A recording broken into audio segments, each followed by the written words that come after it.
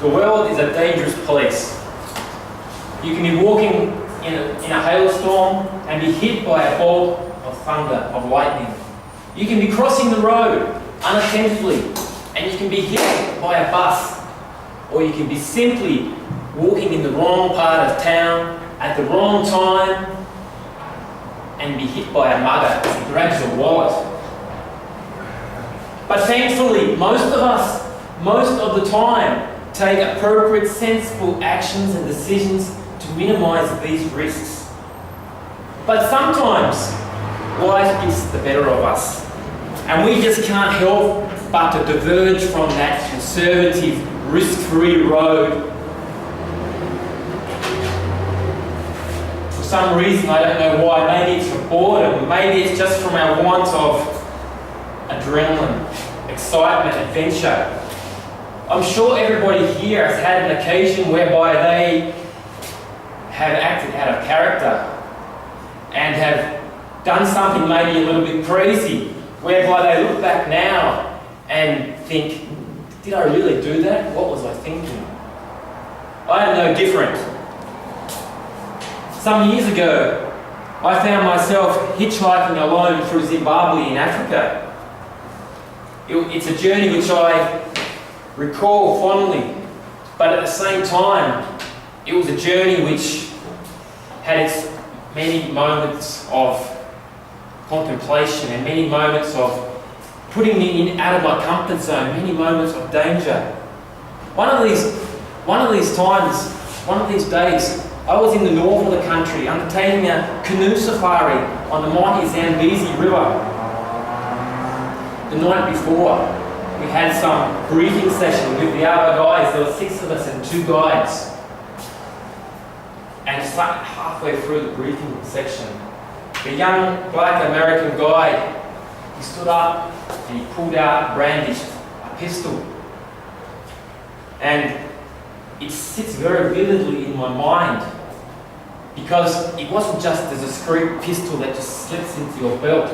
It was more like one of those pistols that you can sort of visualize from the 1970s cowboys movies, maybe Clint Eastwood, Dirty Harry. He had a cannon on it this long and he was waving it around the room. We were a little bit shocked and taken aback, but our guide soon appeased us. Don't worry, man. This is for your protection. Remember and understand, you are in Africa now. Fortunately, over the next 5 days of our journey, we didn't get to see our guide discharge or fire his weapon. But nevertheless, it did come out of its holster a number of times. On one of these occasions, it was on the 3rd night. And to put this story in context, the first 3 days and 2 nights, we had been unable to have a wash or a shower in the evening, simply because it was too dangerous to do this in the river, in the waterways. But we had been promised that on the 3rd night, we were going to be taking refuge in a safer place on the river, and therefore we could take some time to frolic in the waters and maybe wash ourselves, have a swim. So you can imagine, after 3 days and 2 nights of paddling with this hot African sun beating down, you can imagine we were looking forward to this moment on this 3rd night with great anticipation, for obvious reasons. So we get there and we all jump into the river and we're just oblivious to anything else. I think I was just laying there with the water running over me. One lady actually started to wash her hair. And the guide who came down with us to the river, he followed us down, but he stopped at the bank and he was standing behind us on an elevated position, and he pulled out his weapon and he was just scanning the water, serious as ever. It took us maybe a couple of minutes to realize what he was doing, and then I think we all understood at the same time. We all understood, we all looked around into the murky water behind us, and then I think we all realized that we were standing in this water, the same river that 1 hour ago we were paddling on, passing crocodiles.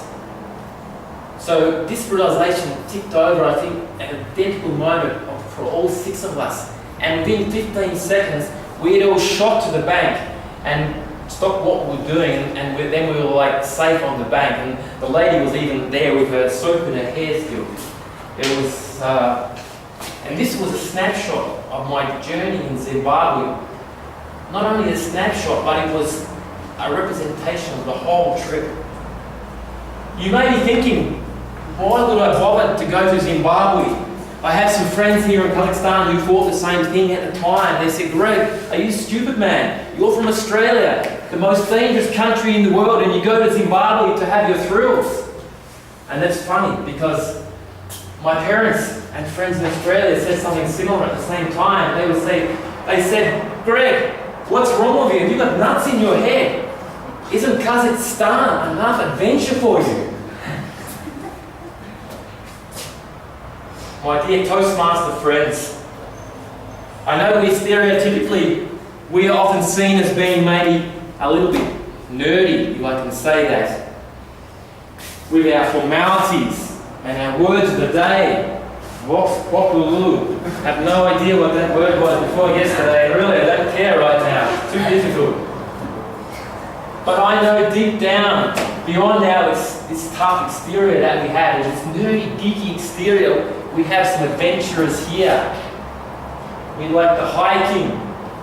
Last weekend I heard there was some pub crawl around Almaty, expertly guised under the banner of some scenic bike tour. Good one, guys. So, all I'd like to say is that you guys must be now looking for your next adventure, I'm sure. Well, if you are, then I would like to just say one thing to you. Maybe a word of advice. Don't go to Africa, man. It's dangerous.